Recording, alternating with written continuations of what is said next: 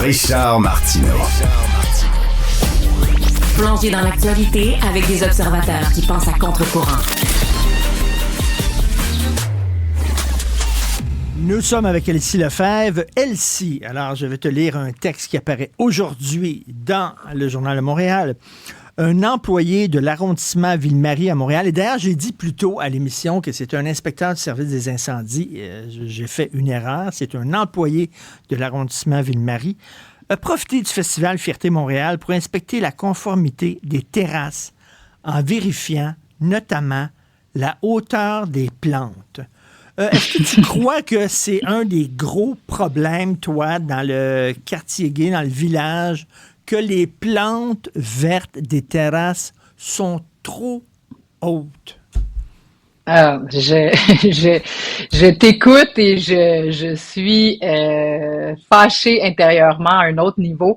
T'sais, on le sait comment c'est difficile dans le quartier gay. Il y a eu beaucoup de problèmes de violence. Les terrasses accueillent pas autant de visiteurs qu'ils le souhaiteraient. Puis sérieusement, je veux dire, OK, à la base, parce qu'il faut savoir, Richard, là, que derrière chaque règlement municipal, ben, il y a quelqu'un quelque part qui a voulu régler un problème. Donc, le problème ici, c'est la hauteur des plantes. Pourquoi?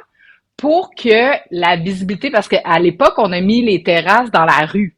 Donc là, on voulait pas que les plantes soient trop hautes pour pas que les automobilistes ne voient pas derrière le citoyen qui sera en train de prendre un verre de bière. Okay. Mais c'est parce que, à la base, c'est ça. Ben, je sais pas si c'est vraiment utile parce que je veux dire, de toute façon, je veux dire qu'on le voit pas, la terrasse est là. Mais dans le cas qui nous occupe, on parle d'une rue piétonne. Donc, il n'y a même pas d'auto. C'est complètement ridicule. Non, mais puis le pire, c'est que la Ville de Montréal a défendu son employé, là, avec un communiqué.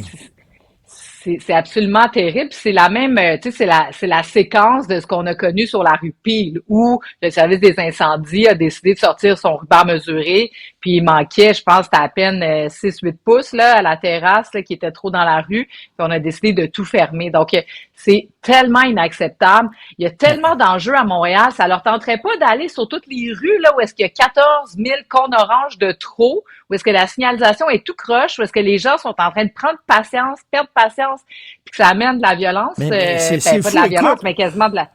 Notre collègue Maxime Delan, qui suit les affaires policières, vient de m'envoyer un courriel. Il y a un gars qui s'est fait poignarder pas plus tard que cet après-midi dans le village. Il me semble qu'il y a d'autres problèmes dans le village de toxicomanie, de violence, de sans-abri, de vandalisme, d'incivilité, de malpropreté, de logement, manque de logements sociaux. Non, les plantes. Ah non, je veux dire, en plus qu'on défende la démarche, c'est absolument inacceptable parce qu'en plus, là, ce qu'on dit pas, c'est qu'une fois que l'inspecteur est venu puis qu'il constate que les plantes sont trop élevées, là, trop hautes ou peu importe, mais là, c'est qu'il y a des amendes qui sont associées à ça. Donc, le commerçant doit tout arrêter, doit procéder à la coupe, etc.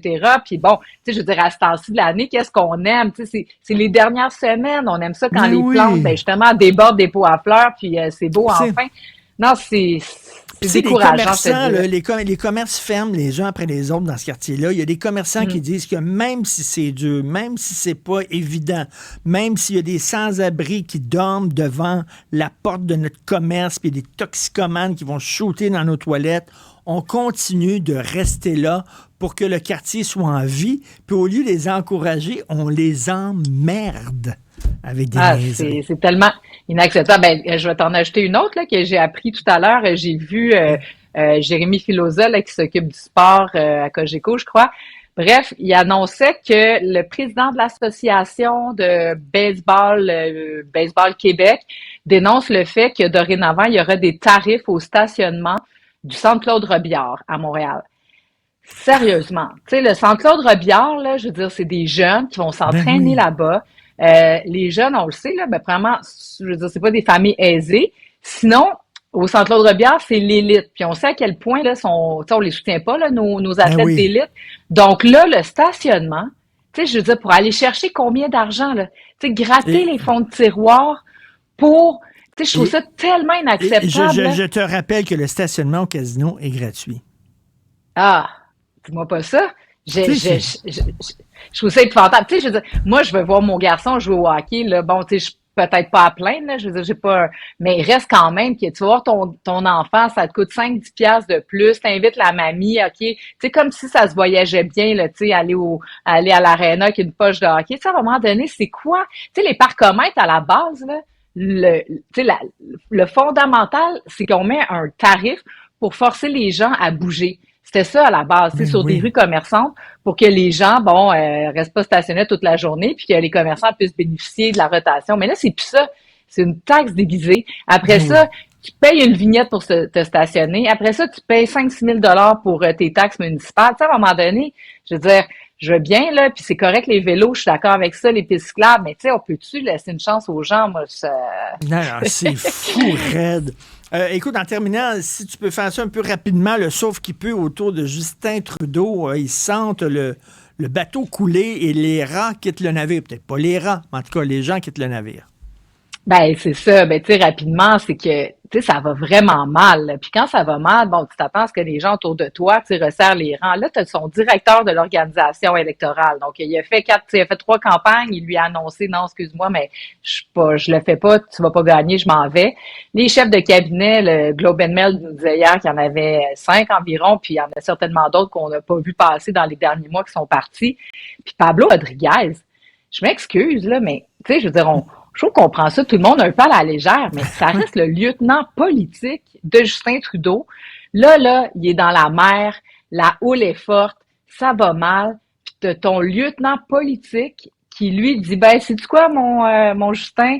Arrange-toi avec tes troubles, moi je m'en vais à Québec. Sérieusement, là, c'est pas. Tu sais, il a le droit de faire ce qu'il veut. Hum, Mais on dira pas que Pablo Rodriguez est d'une grande loyauté dans un hum. moment très, très charnière pour Justin Trudeau. Donc, c'est bref, c'est rien pour Ben, l'aider. Puis bon, là, ils sont en caucus présentement. J'imagine pas qu'elles sont en train de se dire. Mais bref, c'est l'eau est chaude. Puis les 2 élections partielles, ben, tu sais, en terminant, ben, l'élection Manitoba, si jamais le NPD gagne l'élection, ben, ça peut forcer des, tu sais, le NPD va se sentir plus fort, mais il possède déjà le comté. Mais si jamais il perdait, ça peut donner une petite bouée à Justin Trudeau parce que si les conservateurs prennent le siège, ça voudrait dire que, bon, l'NPD, ça va pas très bien. Ils vont peut-être ralentir les ardeurs pour une élection. Puis l'élection à Montréal, dans la salle est mort, ben ben oui. là, c'est vraiment coude à coude, mais ça, c'est une forteresse libérale. Donc, si jamais Justin Trudeau perdait ce siège-là le 16 octobre, après la débat qu'il y a eu à Toronto, ça pourrait être la fin des haricots pour lui. Donc, Mais le c'est 16 c'est quoi octobre qu'on est une dit? journée importante. L'expression la victoire est collective et la défaite est Ah, orpheline. Mais en tout cas, là, c'est c'est ça. Quand ça. tu gagnes, là, c'est grâce à toute l'équipe ensemble. Mais quand tu Mm. perds, c'est ta faute à toi. Et c'est tout. Exactement. La caricature dans le Journal de Montréal exprime bien qu'est-ce qui se passe présentement. Un bateau avec effectivement des petits mammifères qui ça, tendent à le quitter. Tout à fait. Merci, Elsie Lefebvre. Merci. Bye. Salut.